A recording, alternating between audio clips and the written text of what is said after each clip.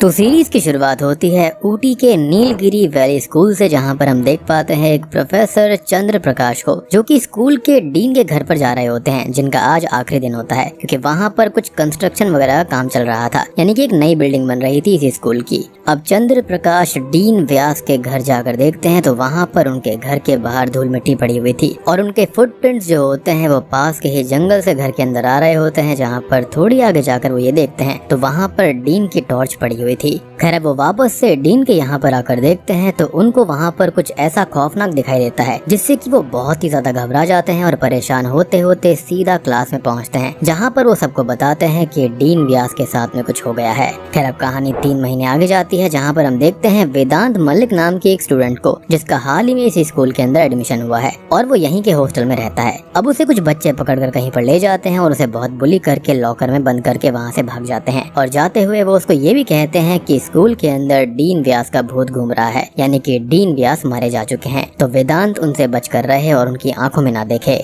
और अब आपको समझ में आया होगा कि स्टार्टिंग में टीचर चंद्र प्रकाश ने क्या देखा था। तो उन्होंने यहाँ पर डीन व्यास की लाश देखी थी। खैर अब वेदांत लॉकर के अंदर बंद होने की वजह से बहुत रोने लगता है और परेशान हो जाता है, लेकिन तभी वहाँ पर एक गोस्ट को हम देख पाते हैं जो कि उसको फ्री करके वहाँ से चला जाता है। और गौर करने वाली बात ये होती है कि वो गोस्ट जो भी है वो वेदांत को कुछ भी नहीं करता। अब अगले सीन में स्कूल के अंदर हम वेदांत के पेरेंट्स को देख पाते हैं, जिन्हें यहाँ पर नए डीन केसी स्वामी ने मीटिंग के लिए बुलाया हुआ था, जो कि कहते हैं कि वेदांत यहाँ पर एडजस्ट नहीं कर पा रहा है, रोता रहता है, दुखी रहता है और वो यहाँ पर नहीं रह पाएगा। जिस पर उसके पेरेंट्स कहते हैं कि सभी बच्चे शुरुआत में हॉस्टल के अंदर एडजस्ट नहीं कर पाते और उनका फैमिली ट्रेडिशन यही है कि उनकी फैमिली के सभी बच्चे इसी स्कूल और हॉस्टल से पास आउट हुए हैं, तो वेदांत भी वहीं रहकर पढ़ाई करेगा और डीन उसका ख्याल रखे, ना कि उसे ले जाने के बारे में एक्सक्यूजेस दे। और अब वेदांत के पेरेंट्स उससे मिलकर वापस अमेरिका चले जाते हैं। खैर तभी हम वेदांत को देख पाते हैं जो कि अपनी क्लास में जा रहा होता है, लेकिन तभी उसे कोई अदृश्य शक्ति आर्काइव रूम के अंदर खींच लेती है और यहाँ पर कोई डरावनी आवाज उसका नाम पुकारने लगती है। तभी उसे इसी स्कूल का एक एल्बम मिलता है जिसके अंदर 2007 बैच के सभी बच्चों की एक ग्रुप फोटो होती है, जिसके अंदर एक बच्चे के चेहरे को मार्कर से छुपाया गया था, जो कि बहुत ही वियर्ड था। खैर तभी वहाँ पर एक टीचर आकर वेदांत को वापस ले जाती है, जिसके बाद में हम अधिराज जयसिंह को देख पाते हैं जो कि 2007 के बैच का ही पास आउट था और पिछले 15 साल से फॉरेन के अंदर ही रह रहा था, जहाँ पर फिलहाल वो एक प्रोफेसर है। अब आदिराज को यहाँ पर कुछ मेंटल इश्यूज हैं, जिसके अंदर उसको एंजाइटी प्रॉब्लम्स हैं और कई बार उसे हेलुसिनेशंस होते रहते हैं, जिसके लिए वो मेडिकेशंस भी ले रहा है। खैर अब हम उसका थोड़ा सा फ्लैशबैक देखते हैं और सीरीज के अंदर अधिराज और बाकी पास आउट्स के फ्लैशबैक्स के जरिए ही हमें आगे की कहानी पता चलने वाली है। तो फ्लैशबैक के जरिए हम स्कूल का आखिरी दिन देख पाते हैं, जहाँ पर अधिराज को दिखाया जाता है जो कि स्कूल का कैप्टन है और एक्सीलेंट स्टूडेंट है, जिसकी गर्लफ्रेंड है मालविका, जो कि इस बॉय स्कूल के अंदर एक लौती लड़की है और उसका बेस्ट फ्रेंड है निनाद रमन और बाकी उसके कुछ नॉर्मल क्लासमेट्स हैं, जहाँ पर हम देखते हैं सुयाश, रजत और स्कूल के ट्रस्टी और शहर के एक पावरफुल पर्सनालिटी के बेटे देव जामवाल को। खैर प्रेजेंट टाइम के अंदर आदिराज की आखिरी 15 सालों से निनाद से कोई बात नहीं हुई है, ना ही कोई अदर कांटेक्ट हुआ है और उनका 15 साल पहले कोई झगड़ा हो गया था, लेकिन वो क्या था तो इसके बारे में हम थोड़ी देर में जानेंगे। लेकिन एक बात ये थी कि वो बहुत ही अच्छे दोस्त हुआ करते थे और आदिराज हमेशा निनाद के साथ ही रहता था, उसकी केयर किया करता था, लेकिन बाकी लोग निनाद को लूजर मानते थे, उसको जरा भी पसंद नहीं किया करते थे, खास करके उस टाइम के कोच व्यास, जो कि आगे चलकर अचानक से ही डीन बन गए और उनकी ही मौत हमें स्टार्टिंग में दिखाई गई थी, जहाँ पर टीचर चंद्र प्रकाश ने उनको देखा था। खैर प्रेजेंट टाइम के अंदर आदिराज को भी रीयूनियन के अंदर जाना था और वो सिर्फ निनाद से मिलने ही वहाँ पर जाना चाहता था, तो वो इंडिया के लिए निकल जाता है और फ्लाइट के अंदर उसको कुछ विजन्स आते हैं और उसकी नोज अचानक से ही ब्लीड करने लगती है, जो कि बहुत ही वियर्ड होता है। अब तभी हमें वेदांत को दिखाया जाता है जो कि अपने रूम में सो रहा था, लेकिन तभी उसे कोई डरावनी आवाज जगा देती है और अगले ही सीन में स्कूल का पियोन उसे डीन व्यास के घर के पास वाले जंगल में देखता है, जहाँ पर स्कूल की न्यू विंग बन रही थी, यानी कि न्यू बिल्डिंग बन रही थी और यहाँ पर वेदांत ने 10 पपीज को खत्म कर दिया था, इंक्लूडिंग देयर मदर, और वो एक अलग ही रूप में खड़ा हुआ था। उसके हाथ में खून से सना हुआ सरिया होता है, लेकिन पियोन को देखकर वो नॉर्मल हो जाता है और डरने लगता है। और यह हादसा भी हुआ तब था जब 2007 बैच का रीयूनियन अगले ही दिन होने वाला था और डीन स्वामी सबको उसके बारे में समझाने लगते हैं कि उन्हें हर चीज का ध्यान रखना होगा, क्योंकि यहाँ पर कुछ वीवीआईपी गेस्ट आने वाले हैं और यहाँ पर चंद्र प्रकाश भूत वगैरह की बात करते हैं और उनका ये कहना था कि डीन व्यास की आत्मा की शांति के लिए उन्हें यहाँ पर हवन कराना चाहिए। और यहाँ पर सबसे ज्यादा शॉकिंग बात उन सबके लिए थी कि वेदांत ने जो किया था वो बहुत ही अजीब था और कोई भी उनकी बात नहीं मानता। सबको लगता है कि वहाँ पर कोई हादसा हुआ होगा जिसके अंदर वो पपीज मारे गए थे, यानी कि वेदांत के ऊपर कोई शक नहीं कर रहा था। खैर, अब स्कूल के अंदर एक नई काउंसलर सुप्रिया आई हुई थी, तो डीन स्वामी उससे ये कहते हैं कि वो वेदांत का ध्यान रखे और उसे रीयूनियन से पूरी तरह से दूर रखे। एनीवेज, अब धीरे धीरे करके 2007 के पास आउट वाले बच्चे जो होते हैं वो वापस स्कूल में आ जाते हैं और हंसी मजाक करने लगते हैं। और वहाँ पर देव भी आता है जो कि अब खुद ट्रस्टी बन गया है और उसकी शादी भी शॉकिंगली मालविका से हो चुकी है, क्योंकि आखिरी दिन स्कूल के मालविका का आदिराज से ब्रेकअप हो गया था, जो कि उससे भी बड़ी शॉकिंग बात है। खैर, अब यहाँ पर आदिराज भी पहुंच जाता है और वो सिर्फ निनाद से ही मिलने आया था, लेकिन निनाद इस रीयूनियन के अंदर नहीं आता, जिससे कि वो थोड़ा दुखी हो जाता है। इनफैक्ट थोड़ा क्या, बहुत दुखी हो जाता है। अब होता यह है कि ओल्ड टाइम्स की तरह ही सभी लोग फिर से ग्रुप फोटोज लेने की तैयारी करने लगते हैं और वेदांत एक रूम से उन सभी को देख रहा था, जिसके एक इशारे से ही एक बड़ा सा पिलर उन सबके सामने आकर गिरता है, जिससे कि सभी बहुत परेशान हो जाते हैं और फोटो क्लिक भी नहीं हो पाती। लेकिन यहाँ पर हम ये समझ जाते हैं कि वेदांत नॉर्मल नहीं है और ये साबित हो जाता है कि वो पोजेशन में है, क्योंकि पिछले एक सीन में जब एक बच्चा सार्थक, जो कि उसे हमेशा बुली करता था, वो उसे बुली करने वाले वॉशरूम में बंद कर देता है। लेकिन जब वार्डन वॉशरूम खुलवाता है तो सार्थक डरा हुआ जमीन पर बैठा हुआ था, यानी कि पूरा पासा पलट गया था और वेदांत नॉर्मली खड़ा होकर ब्रश कर रहा था, जो कि डरावनी नजरों से सार्थक को देखता है, जिससे कि सार्थक बहुत डर जाता है और पेंट में ही सुसु कर देता है। अब ये हादसा होने की वजह से सभी लोग डिस्टर्ब हो जाते हैं और हम आर्काइव रूम के अंदर रखी हुई एल्बम की ग्रुप फोटो को देख पाते हैं, जहाँ पर उसी स्टूडेंट का चेहरा जो होता है, जो मार्कर से ढका हुआ था, वो अचानक से ही नॉर्मल हो जाता है और ये बच्चा कोई और नहीं बल्कि निनाद ही था। खैर, अब अगले सीन में आदिराज पूल के अंदर स्विम कर रहा होता है कि तभी उसे निनाद की आवाज सुनाई देने लगती है और उसके विजन्स भी आने लगते हैं, जिनसे वो बहुत परेशान हो जाता है और वो डर कर पूल से बाहर आता है तो उसके हाथ पर कोई अजीब सा मार्क आ गया था और ऐसे मार्क्स यूजुअली बर्थ मार्क्स कहलाते हैं, लेकिन ये मार्क उसके हाथ पर पहले नहीं था, लेकिन अब आ गया था। और एक और इंटरेस्टिंग चीज ये होती है कि वेदांत के हाथ पर भी सेम मार्क था। तभी हम आदिराज को देखते हैं जो कि निनाद के फादर की शॉप पर जाने लगता है, जो कि एक काफी फेमस कैफे होता है। और तभी अचानक से ही हम उसका एक फ्लैशबैक देखते हैं जब वो पहली बार इसी स्कूल के अंदर 5th क्लास में अपने ग्रैंडपा के साथ में आया था, जो कि ब्रिगेडियर होते हैं और एक ही साल पहले उनका देहांत हो चुका है, यानी कि फिलहाल वो इस दुनिया में नहीं है। वो उनको लेकर रमन कैफे में आते हैं, जो कि निनाद के फादर का ही कैफे होता है और यहाँ पर उसकी निनाद से पहली बार मुलाकात हुई थी। निनाद ने उसके साथ रहने का, उसका साथ देने का, उसको प्रोटेक्ट करने का वादा किया था और सेम वादे यहाँ पर आदिराज ने भी किए थे और तब से ही वो दोनों बहुत ही अच्छे दोस्त बन गए थे। खैर, अब कहानी प्रेजेंट टाइम में आती है, जहाँ पर आदिराज रमन कैफे पहुंच जाता है और यहाँ आकर उसको पता चलता है कि रमन कैफे तो काफी टाइम पहले ही बंद हो चुका है और कई साल पहले ही वो लोग यहाँ से सब कुछ बेचकर चले गए। खैर, अब आदिराज दुखी होकर वापस स्कूल आ जाता है, जहाँ पर असेंबली हॉल में उसको एक स्पीच देनी होती है और 2007 में भी स्कूल के आखिरी दिन उसको एक स्पीच देनी थी और उस दिन मालविका से उसका ब्रेकअप हो गया था, जो कि रोते हुए हॉल में आई थी और उस दिन निनाद हॉल में आया ही नहीं और देव ने भी बंक किया था। हालांकि वो बाहर ही उसको मिला था कोच व्यास से बात करते हुए। खैर, अब प्रेजेंट टाइम में हम देखते हैं कि वेदांत और सुप्रिया को, जहाँ पर सुप्रिया वेदांत से पूछती है कि उस रात क्या हुआ था और वो डीन व्यास के घर के पास कैसे पहुंचा, जिस पर वो कहता है कि उसे कुछ भी याद नहीं है और वो थोड़ी अजीब बातें भी करता है और ये भी कहता है कि वो अकेला नहीं है। खैर, अब हम आदिराज को देखते हैं जो कि असेंबली हॉल में आता है, जहाँ पर आज स्पीच और प्ले होने वाला था, जो कि टीचर्स करने वाले थे और वो मालविका से भी मिलता है, जिसे वो निनाद के बारे में बताता है कि उसने उसे ढूंढने की बहुत कोशिश करी, लेकिन वो किसी भी सोशल मीडिया साइट पर नहीं मिला और उस दिन गलती आदिराज की ही थी, जिसके लिए वो माफी मांगने वाला था, लेकिन उससे पहले ही निनाद जा चुका था और अब उसके पेरेंट्स भी यहाँ पर नहीं रहते और वो सिर्फ यहाँ पर निनाद के लिए ही आया था, जिस पर मालविका उसे समझाती है कि वो मिल जाएगा जल्दी ही, टेंशन लेने वाली कोई बात नहीं है। अब आदिराज स्पीच के लिए स्टेज पर जाता है और सुप्रिया वेदांत को हॉल में लेकर आ गई थी, उसको हार्मलेस समझ रही थी, लेकिन वो अपनी सीट से उठकर आदिराज के पास चला जाता है और निनाद जैसी आवाज में बोलता है कि वो वापस आ गया, जिससे कि आदिराज परेशान हो जाता है और वेदांत वहीं पर बेहोश हो जाता है, जिसकी नोज ब्लीड करने लगती है। अब अगले सीन में वेदांत हॉस्पिटल रूम में होता है, जहाँ पर डॉक्टर्स उसको चेक करते हैं और किसी को भी समझ में नहीं आता कि उसे हुआ क्या है और वो बार बार ब्लैकआउट होता क्यों है। तो क्या ये स्ट्रेस की वजह से है या फिर कुछ और अगर यहाँ पर स्ट्रेस है तो स्ट्रेस स्ट्रेस है किस चीज का। खैर तभी सुप्रिया भी वहाँ पर होती है जो कि वेदांत के हाथ पर उसी मार्क को नोटिस करती है जो कि आदिराज के हाथ पर भी था, और मैंने आपको ये बात बताई भी थी। खैर तभी आदिराज को दिखाया जाता है जो कि वेदांत को ही ढूंढ रहा होता है, और रास्ते में उसे निनाद के विजन्स और आवाजें सुनाई देती हैं। अब वो सुप्रिया से मिलता है जिसे वो वेदांत की कही बात बोलता है, जिस पर वो कहती है कि वो बात एक नॉर्मल स्टेटमेंट थी, ना कि कोई हिंट है। जिसके बाद हम मेस का सीन देख पाते हैं जहाँ पर सभी ओल्ड बॉयज को दिखाया जाता है, जहाँ पर आदिराज वेदांत को देखता है, और इसी बीच हम आदिराज का एक और फ्लैशबैक देखते हैं जहाँ पर निनाद को सुयाश और रजत बुली कर रहे थे, उसको काफी गलत बात बोल रहे थे, उसका मजाक उड़ा रहे थे, और आदिराज आकर उसको संभालने लगता है। अब निनाद ने एक ग्राफिक नोवेल भी लिखी थी जिसका नाम शैडो बॉय होता है। अब इस ग्राफिक नोवेल के अंदर जो शैडो बॉय होता है वो मॉन्स्टर से बचने के लिए अंधेरों के अंदर ही छुपा रहता है, लेकिन एक दिन फीनिक्स बॉय उसको उजाले में लेकर आता है, और शैडो बॉय को पता चलता है कि वो सुपर हीरो है जो कि उन मॉन्स्टर्स का माइंड कंट्रोल करके उन सबको खत्म कर देता है।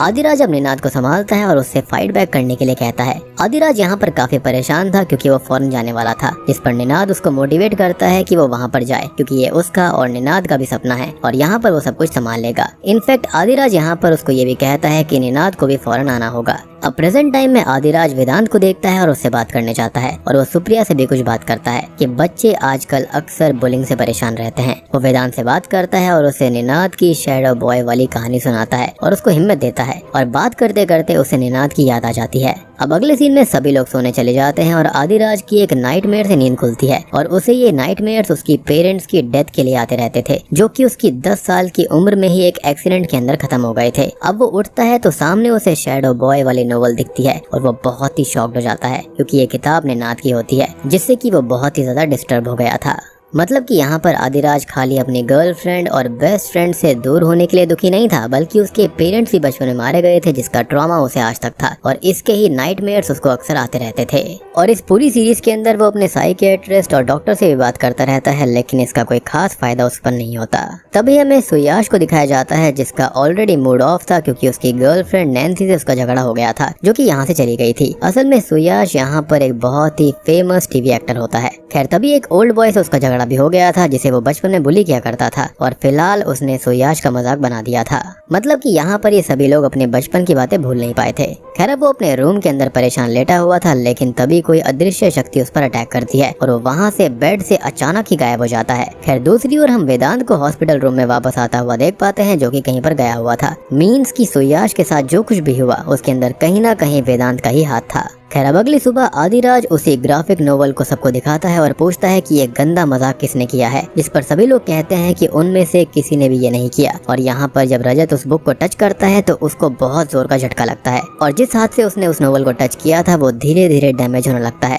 वहाँ पर लाल स्पॉट्स आ गए थे, ऐसा लग रहा था कि वहाँ पर किसी ने उसके हाथ को जला दिया हो। आदिराज अब निनाद के बारे में पता करने के लिए किसी भी हद तक जा सकता था, तो वो स्कूल रिकॉर्ड्स के अंदर निनाद के बारे में सर्च करवाता है, लेकिन शॉकिंगली निनाद स्कूल के रिकॉर्ड्स के अंदर भी नहीं था। तभी वो सुप्रिया से मिलता है और उससे कहता है कि उसने गलती करी थी अपने पास्ट में निनाद से लड़कर, और वो उसको सुधारना चाहता है, तो वो ऑफलाइन रिकॉर्ड चेक करने में उसकी हेल्प कर दे, जिस पर वो मान जाती है। और आदिराज को आर्काइव रूम से निनाद की एडमिशन फाइल मिल जाती है जिसके अंदर एक लेटर भी था, और वो उसको अपने पास रख लेता है। यहाँ पर उसकी और सुप्रिया के बेटे को लेकर भी बात होती है, जहाँ पर वो बताती है कि उसका उसके हस्बैंड से डिवोर्स हो गया है और उनका एक बेटा भी है जो कि 5 साल का है जिसका नाम अभी है, जिसकी कस्टडी फिलहाल उसके हस्बैंड को दी गई है क्योंकि वो फाइनेंशियली स्टेबल नहीं थी, और यहाँ पर वो खुद को कैपेबल और स्टेबल करने के लिए आई है। यानी कि वो जॉब इसलिए ही कर रही थी ताकि उसको अपने बच्चे की कस्टडी मिल जाए। और हमने पहले भी सुप्रिया के घर वालों के कॉल सुने थे जो कि उससे कहते रहते हैं कि वो घर आ जाए और वहाँ पर अपना वक्त बर्बाद ना करे। इनफैक्ट वो ये भी कहते हैं कि वो अपने भूतकाल से कब तक दूर भागती रहेगी, उसको रियलिटी को एक्सेप्ट करना पड़ेगा।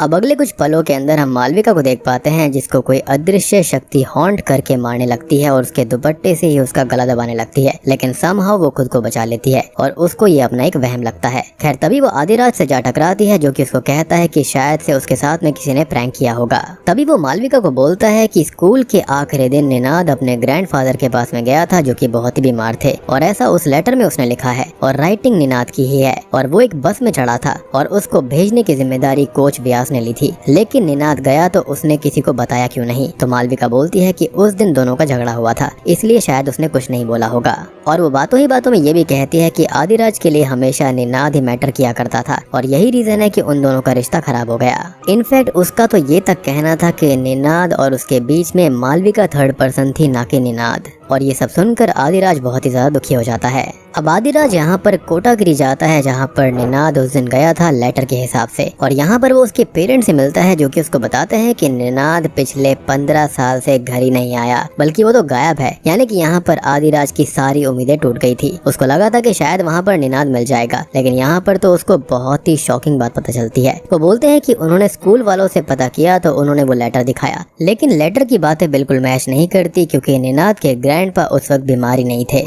इनफैक्ट वो खुद कभी निनाद की कस्टडी कोच व्यास को नहीं देते क्योंकि कोच व्यास तो उसको पसंद भी नहीं करते थे। उन्होंने बहुत ढूंढा लेकिन कुछ भी हाथ नहीं लगा। बस वालों ने भी कहा कि वो उस दिन बीच रास्ते में ही उतर गया था। उनका ये भी कहना था कि निनाद काफी गुस्से में था और स्कूल वालों ने भी उन्हें स्कूल से भगा दिया। इनफैक्ट पुलिस ऑफिसर जोशी ने तो कुछ टाइम बाद मैटर ही दबा दिया था और धीरे धीरे सबने मान लिया कि निनाद खुद से ही कहीं भाग गया है। अब ये सब बातें सुनकर आदिराज तो और परेशान हो जाता है और वापस स्कूल की तरफ आने लगता है। तभी हम उसका एक और फ्लैशबैक देखते हैं जहाँ पर वो निनाद के साथ था आखिरी डे पर, और निनाद असल में उसको पसंद किया करता था। वो एक गे था, वो उसको अपनी फीलिंग्स भी शेयर करना चाहता था, उसको किस करना चाहता था, लेकिन आदिराज इससे गुस्सा हो जाता है और सबके सामने उस पर गुस्सा करता है, जिससे बाकी के लोग भी उसका मजाक उड़ाने लगते हैं। और अभी मालविका ने यहाँ पर आदिराज के लिए एक डेट प्लान की थी क्योंकि वो यहाँ पर फिर अमेरिका चला जाता, तो वो भी उसमें नहीं जा पाता, सीधा असेंबली हॉल चला जाता है, जिससे कि मालविका बहुत रोने लगती है, परेशान हो जाती है। अब प्रेजेंट टाइम में आदिराज वापस स्कूल आ जाता है और यहाँ पर डीन व्यास के स्टैचू का इनॉग्रेशन होने वाला था कि तभी सभी लोग ये देखते हैं कि सुयाश रूफ टॉप पर खड़ा हुआ है और वहाँ से जंप करके खुद को खत्म कर लेता है, जिससे कि सभी लोग बहुत परेशान हो जाते हैं। और यहाँ पर भी हम देखते हैं कि वेदांत का ही इसके अंदर इन्वॉल्वमेंट था।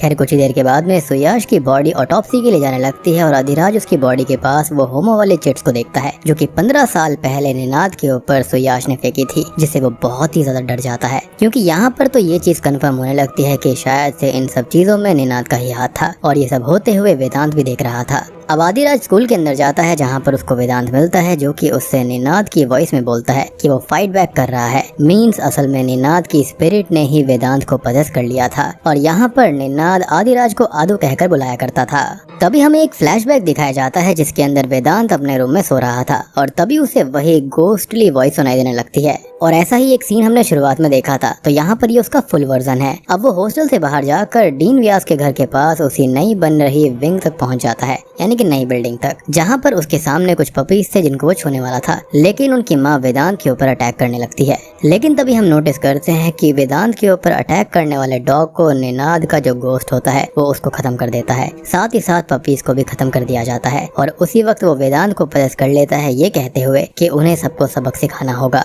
इनफैक्ट उसका ये भी कहना था कि जब माँ सबक सीखेगी तभी सारे के सारे यहाँ पर बच्चे सबक सीख पाएंगे। और निनाद की स्पिरिट का यहाँ पर इनडायरेक्टली यही मतलब होता है कि जो पेरेंट्स की गलत अपब्रिंगिंग होती है उसकी वजह से ही बच्चे सबको बुली करते हैं। अब प्रेजेंट टाइम में हमें सुप्रिया को दिखाया जाता है जिसके पास मालविका आती है और कहती है कि आदिराज को एंजाइटी है और सुप्रिया उसे निनाद के पीछे जाने में, उसको ढूंढने में एनकरेज ना करे, जिससे कि वो खुद ही उलझता जाएगा। इनडायरेक्टली वो कहना चाहती थी कि आदिराज को निनाद को भूल जाना चाहिए। अब सुप्रिया इस बात से तो परेशान थी ही, साथ ही वेदांत भी ऐसी बातें करने लगता है कि उसके साथ कोई है जो कि उसकी हेल्प करता है, उससे बातें करता है, जिससे वो और परेशान होती है। अब देखो यहाँ पर हुआ ये था कि सुयाश के खुद को खत्म करने की वजह से पुलिस यहाँ पर आ चुकी थी, जिसकी वजह से किसी को भी बाहर जाने की परमिशन नहीं होती। एंड ऑब्वियसली पुलिस यहाँ पर सभी को कोऑपरेट करने के लिए भी कहती है। एंड एज यूजुअल इस केस को कौन हैंडल कर रहा था, तो यहाँ पर इसको ऑफिसर जोशी हैंडल कर रहे थे जो कि अब एसपी बन चुके थे, जो कि अपने आप में ही एक बहुत बड़ा राज है। खैर ऑब्वियसली यहाँ पर देव ट्रस्टी होता है, तो हम देव, मालविका और रजत को देखते हैं जो कि स्कूल से घर जाने लगते हैं, लेकिन रास्ते में ही उनकी कार से एक डियर हिट हो जाता है, जिससे कि कार खराब हो जाती है और वो लोग वापस स्कूल आ जाते हैं। यानी कि यहाँ पर कोई ना कोई शक्ति थी जो कि उनको स्कूल से बाहर जाने नहीं दे रही थी। तभी हमें आदिराज को दिखाया जाता है जो कि सुप्रिया से बात कर रहा था, लेकिन वो मालविका की बात को सीरियस लेकर उसको समझाती है कि वो अब निनाद को ना ढूंढे और वो उसकी हेल्प नहीं कर पाएगी, जिस पर वो कहता है कि निनाद के गायब होने पर उसके बैचमेट से कोई हेल्प नहीं ली गई। कोच व्यास ने झूठ बोल दिया कि उसके पेरेंट्स का कॉल आया था कि उसे घर भेज दिया जाए, लेकिन उन्होंने कोई कॉल कभी किया ही नहीं था और सडनली कोच व्यास सीधा डीन बन गए और ये सब काफी अजीब और सस्पिशियस था उसके लिए। इनफैक्ट वो निनाद के लिए यहाँ पर जस्टिस चाहता था, वो देखना चाहता था कि आखिर उसके साथ में हुआ क्या था। तभी आदिराज और भी लोगों से पूछता है कि उस रात निनाद के साथ में क्या हुआ था और वो किसी न किसी को तो मिला होगा, जिस पर पार्थ बताता है कि वो दिखा था और वो असेंबली हॉल में ही जा रहा था, बहुत ही जल्दी में था, लेकिन निनाद कभी असेंबली हॉल पहुंचा ही नहीं था। अब आदिराज देव से बात करता है कि उस दिन उसने भी तो स्कूल बंक किया था, जिस पर वो कहता है कि उसे याद नहीं कुछ भी, लेकिन निनाद भागा भी होगा तो आदिराज की वजह से, क्योंकि उसने ही तो सबके सामने उसकी बेइज्जती कर दी थी और वो भी सबके जैसा बन गया था। बाकी लोग भी उसको बुली किया करते थे, जो कि वो सहन कर लेता था, लेकिन उस दिन उसके बेस्ट फ्रेंड ने उसका मजाक उड़ाया था और वो भी एक बुली बन गया था।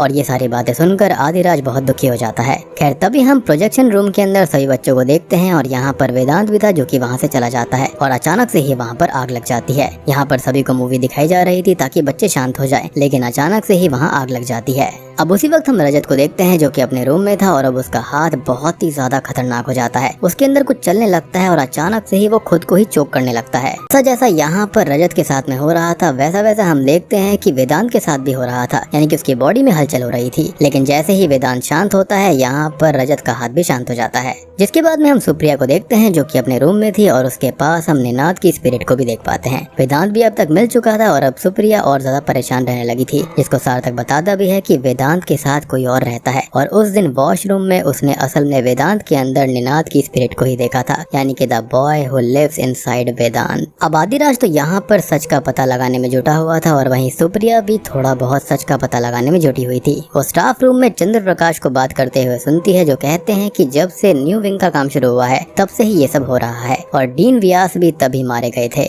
अब सुप्रिया उनसे पूछती है कि कोच व्यास अचानक से डीन कैसे बन गए थे, जिस पर वो कहते हैं कि ये राज तो किसी को भी नहीं पता और अजीब बात भी थी कि एक कोच डीन कैसे बन सकता है, वो भी रातों रात। और खबर ये भी थी कि वो बोर्ड में किसी के चहेते थे। अब चंद्र प्रकाश भी खुद से काफी परेशान रहने लगे थे और उन्होंने ही डीन व्यास को मरते हुए शुरुआत में देखा था, जो कि असल में मरते टाइम उनसे निनाद शब्द ही बोल रहे थे, लेकिन तब उन्हें ये बात समझ में नहीं आ रही थी कि ये निनाद है क्या। अब सुप्रिया वेदांत के पास जाती है और उसके पास वही निनाद वाली ग्राफिक नोवेल थी, जिसके बारे में वो कहता है कि ये उसने उसे दी है और वो किसी से नहीं डरता, जो उसका साथ हमेशा देगा और सभी मॉन्स्टर्स को खत्म कर देगा। लेकिन वो कौन है वो उसका नाम नहीं बताता और वो खुद को शैडो बॉय कहता है। और यहाँ पर वो किसके बारे में बात कर रहा है सुप्रिया नहीं समझ पाती, लेकिन हम अच्छे से जानते हैं कि वो निनाद की स्पिरिट के बारे में ही बात कर रहा था। अब सुप्रिया उस किताब को आदिराज को देने जाती है और उससे कहती है कि वो वेदांत से दूर रहे, क्योंकि वो समझ रही थी कि ये किताब आदिराज ने उसको दी है। और यहाँ पर वो उसके हाथ पर बना हुआ मार्क भी नोटिस कर लेती है और सेम मार्क वेदांत के हाथ पर भी था। अब सभी लोग जाने की तैयारी करने लगते हैं, लेकिन यहाँ पर सुयाश मारा गया था, तो केस यहाँ पर स्पेशल इन्वेस्टिगेशन टीम को दे दिया जाता है, जो कि दिल्ली से आ रही थी।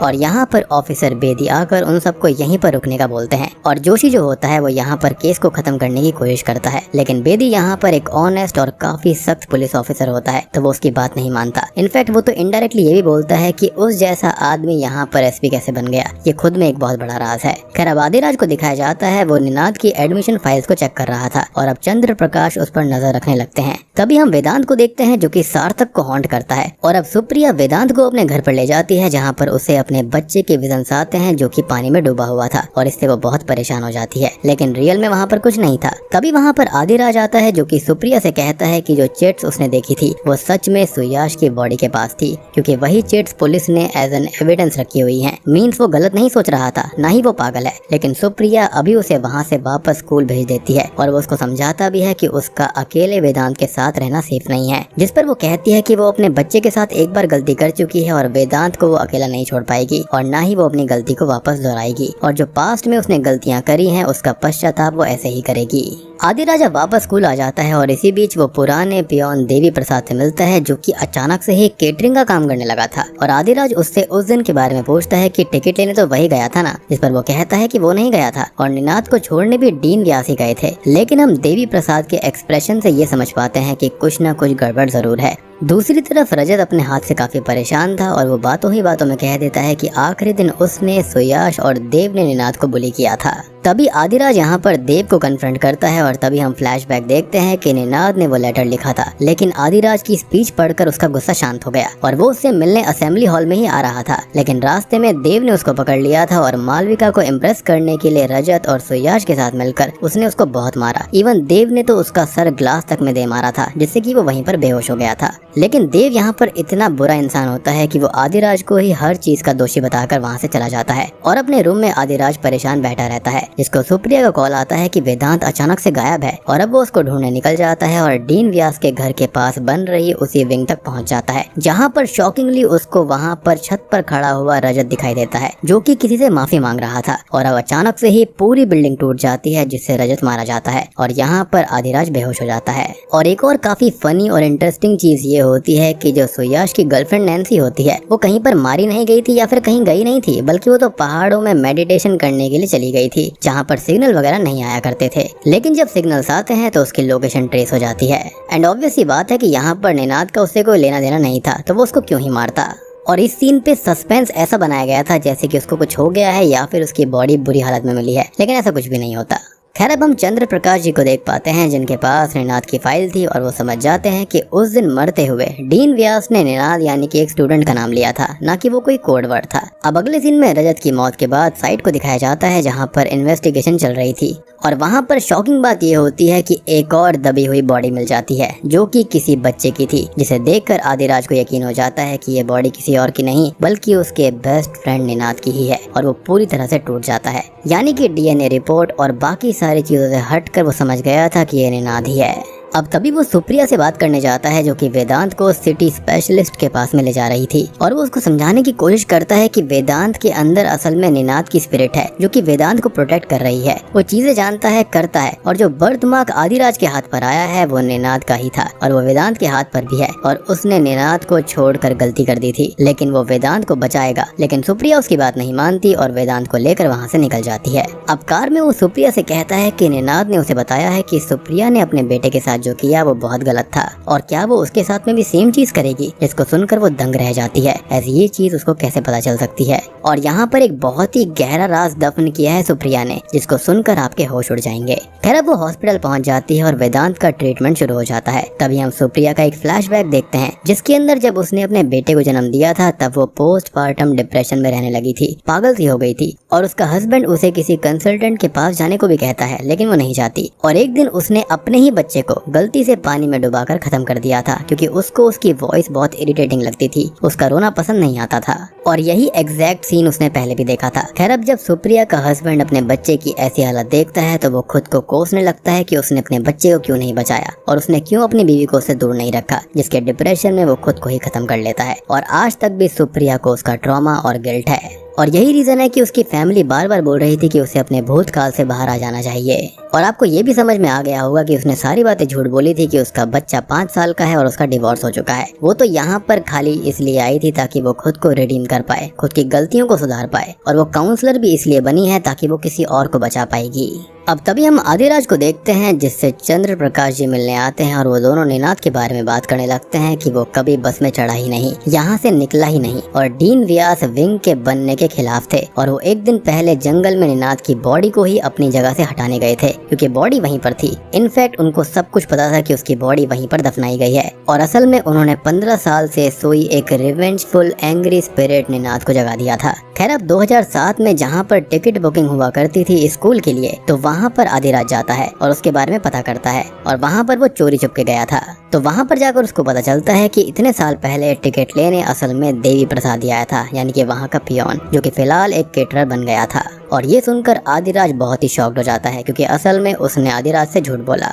खैर अब आदिराज के लिए कहानी पूरी तरह से साफ हो गई थी। खैर तभी हम देवी प्रसाद को देख पाते हैं जो कि अपनी ही वैन के अंदर मिट्टी के अंदर दफन होने लगता है। शायद से यहाँ पर निनाद की स्पिरिट उसको एहसास करवा रही थी कि नीचे दबना कैसा होता है। जिसके बाद में देवी प्रसाद जंगल के अंदर उस जगह पर भी जाता है जहाँ पर निनाद को दफनाया गया था, लेकिन तभी उसको निनाद की स्पिरिट खींच लेती है। मीनवाइल आदिराज देव के पास पहुँचता है और उसको कहता है कि उस दिन निनाद मारा गया था और देव ने ही उसको मारा है और वो ये बात कबूल कर ले, नहीं तो निनाद उसको खत्म कर देगा। लेकिन देव उसकी बात नहीं सुनता और यहाँ से जाने के लिए अपने लोगों को बुलाता है, लेकिन निनाद की स्पिरिट अपनी पावर से सबको खत्म कर देती है, ड्राइवर, पुलिस वालों को, सबको। खैर तभी हम वेदांत को भी देख पाते हैं जो कि पजेस्ड हालत में स्कूल में आ चुका था और वो हॉस्पिटल में बहुत से लोगों को खत्म करके स्कूल पहुंचा था। तभी हम डीन व्यास का फ्लैशबैक भी देख पाते हैं जिसके अंदर उस रात को वो निनाद की बॉडी निकालने के लिए गए थे, उसको शिफ्ट करने के लिए गए थे, लेकिन तब तक उसकी स्पिरिट जाग जाती है और वो उसको खत्म कर देता है, यानी कि निनाद की स्पिरिट उसे खत्म कर देती है। अब आदिराज पुलिस ऑफिसर बेदी के पास जाकर उन्हें निनाद के मरने की पूरी कहानी बता देता है और हम देव को देखते हैं जो कि भागने की तैयारी में था। और तभी हम एक असली फ्लैशबैक देखते हैं जिससे कि इस मूवी के अंदर कुछ ना कुछ असली पत्ते खुलते हैं।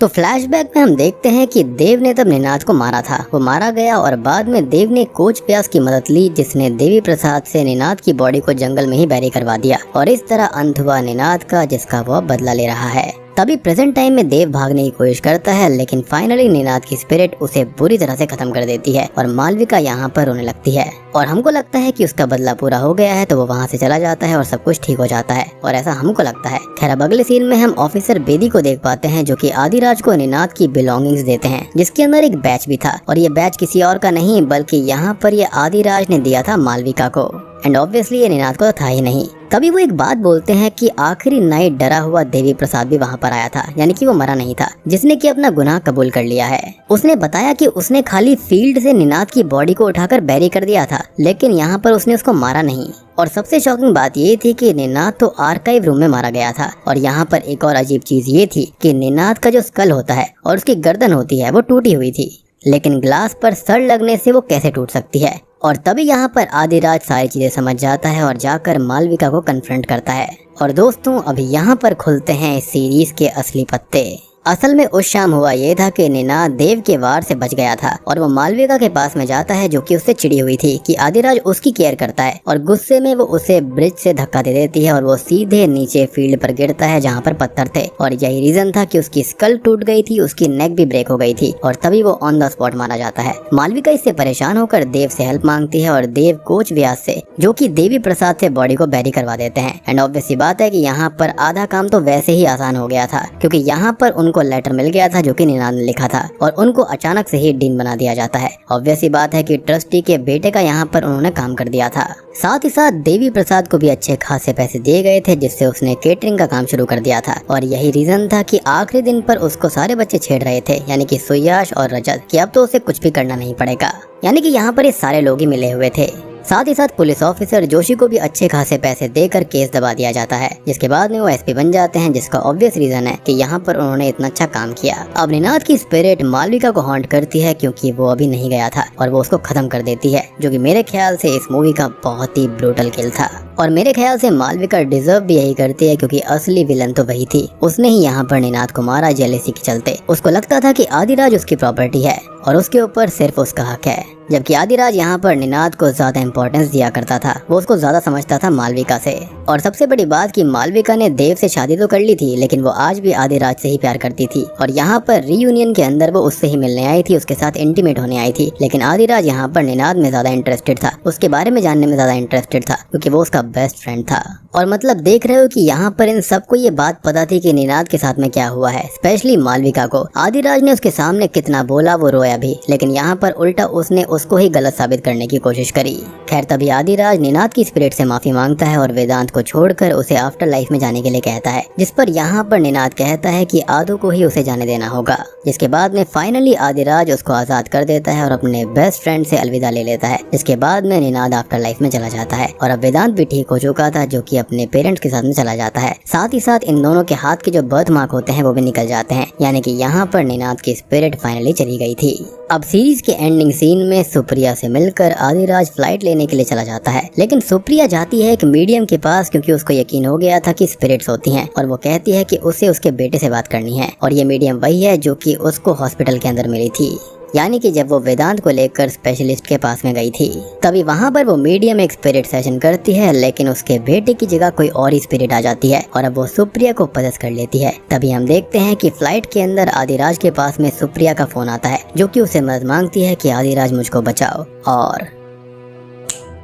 बूम। इसी के साथ में ये सीरीज यहीं पर खत्म हो जाती है। तो दोस्तों ये थी अधूरा सीरीज की कहानी। उम्मीद करता हूँ कि आपको पसंद आई होगी।